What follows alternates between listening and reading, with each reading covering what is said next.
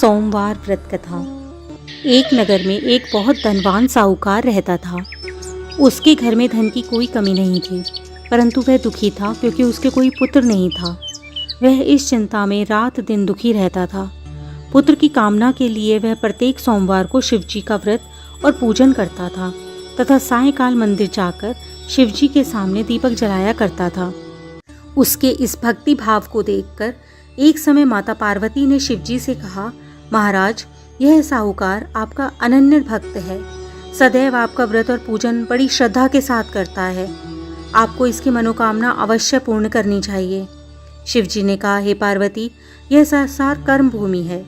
किसान खेत में जैसा बीज बोता है वैसा ही फल काटता है। इसी तरह मनुष्य इस संसार में जैसा कर्म करते हैं वैसा ही फल भोगते हैं। माता पार्वती ने अत्यंत आग्रह करके कहा, महाराज, जब यह आपका अनन्य भक्त है और अगर इसको किसी प्रकार का कोई दुख है तो उसे आपको अवश्य दूर करना चाहिए। आप तो सदैव अपने भक्तों पर दयालु होते हैं और उनके दुखों को दूर करते हैं। यदि आप ऐसा नहीं करेंगे तो मनुष्य आपका पूजन और व्रत क्यों करेंगे। माता पार्वती का ऐसा आग्रह देखकर शिवजी कहने लगे, हे पार्वती, इसके कोई पुत्र नहीं है। इसी चिंता में यह अति दुखी रहता है। इसके भाग्य में पुत्र न होने पर भी मैं इसको पुत्र प्राप्ति का वर देता हूँ, परंतु वह पुत्र केवल 12 वर्ष तक जीवित रहेगा। उसके पश्चात वह मृत्यु को प्राप्त हो जाएगा। इससे अधिक मैं इसके लिए कुछ नहीं कर सकता। माता पार्वती और भगवान शिव का यह वार्तालाप वह साहूकार सुन रहा था। इससे उसको न तो प्रसन्नता हुई और न ही कोई दुख हुआ। वह पूर्व की तरह शिवजी का व्रत और पूजन करता रहा। कुछ समय पश्चात साहूकार की स्त्री गर्भवती हुई और 10वें महीने में उसके गर्भ से एक सुंदर पुत्र पैदा हुआ। साहूकार के घर में बहुत सी खुशियां मनाई गई, परंतु साहूकार यह जानता था कि उसकी आयु केवल 12 वर्ष है, इसलिए उसने अधिक प्रसन्नता प्रकट नहीं की और न ही यह भेद किसी को बताया। जब वह बालक 11 वर्ष का हो गया तो बालक की माता उसके पिता से उसका विवाह कराने के लिए कहने लगी। साहूकार ने कहा, अभी मैं इसका विवाह नहीं करूँगा, मैं अपने पुत्र को काशी पढ़ने के लिए भेजूँगा। साहूकार ने पुत्र के मामा को बुलाकर कहा और बहुत सा धन देकर कहने लगा कि तुम इस बालक को काशी पढ़ने के लिए ले जाओ और रास्ते में जिन जिन स्थानों पर भी जाओ, यज्ञ करते, ब्राह्मणों को भोजन कराते और दक्षिणा देते हुए जाना। दोनों मामा भांजे यज्ञ करते, ब्राह्मणों को भोजन कराते और दक्षिणा देते हुए काशी जी की ओर चल पड़े। मार्ग में एक शहर पड़ा। उस शहर में राजा की कन्या का विवाह था, परंतु जो राजकुमार विवाह करने के लिए आया था वह एक आंख से काना था। उसके पिता राजा को इस बात की बड़ी चिंता थी कि कहीं राजकुमार को देखकर राजकुमारी या उसके माता पिता विवाह में किसी प्रकार की अड़चन पैदा न कर दें। जब उसने सेठ के अति सुंदर लड़के को देखा तो मन में विचार किया कि क्यों न द्वारचार के समय इस लड़के से वर का काम चलाया जाए। ऐसा मन में विचार कर उस राजकुमार के पिता ने उस लड़के और मामा से बात की। वे राजी हो गए। फिर उस साहूकार के लड़के को वर के कपड़े पहनाकर और घोड़ी पर बैठाकर कन्या के द्वार पर ले गए। सभी कार्य प्रसन्नतापूर्वक पूर्ण हो गए। राजकुमार के पिता ने सोचा कि यदि विवाह भी इसी लड़के से करा दिया जाए तो क्या बुराई है।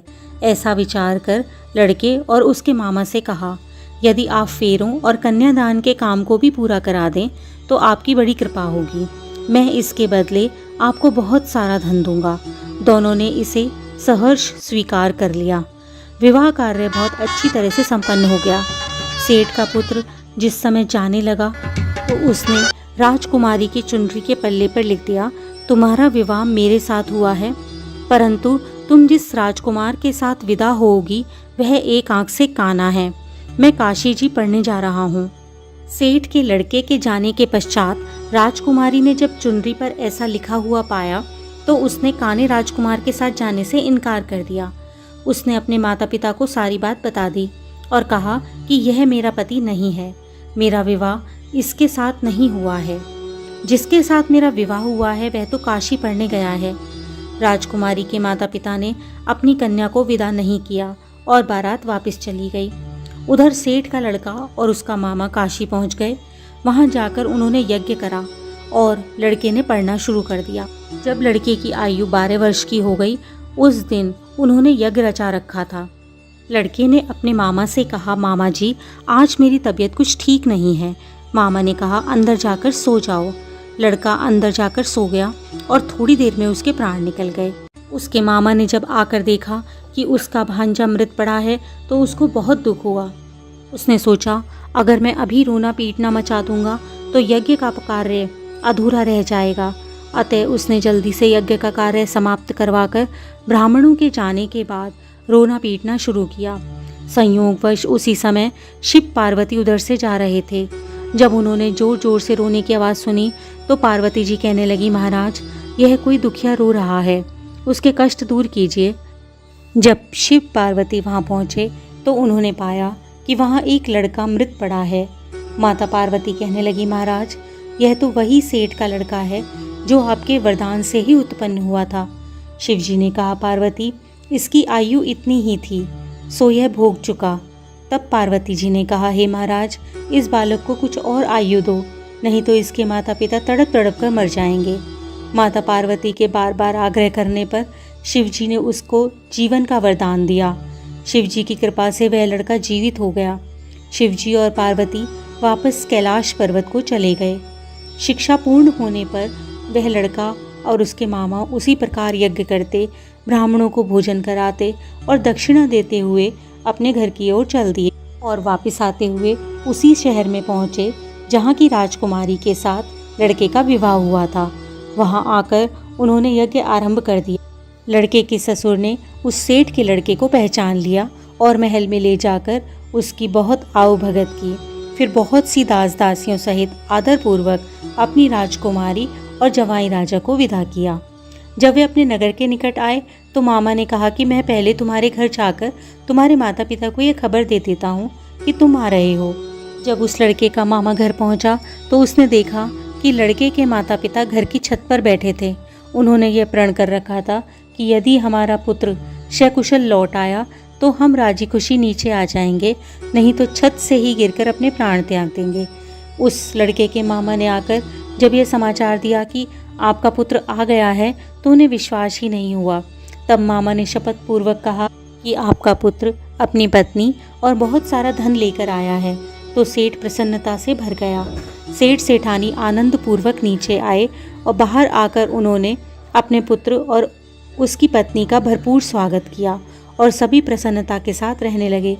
जो कोई सोमवार के व्रत को धारण करता है अथवा इस व्रत को पढ़ता और सुनता है और दूसरों को सुनाता है, उसके सभी दुख दूर होकर उसकी समस्त मनोकामनाएं पूर्ण होती हैं तथा इस लोक में नाना प्रकार के सुख भोग कर अंत में सदाशिव के लोक को प्राप्त होता है।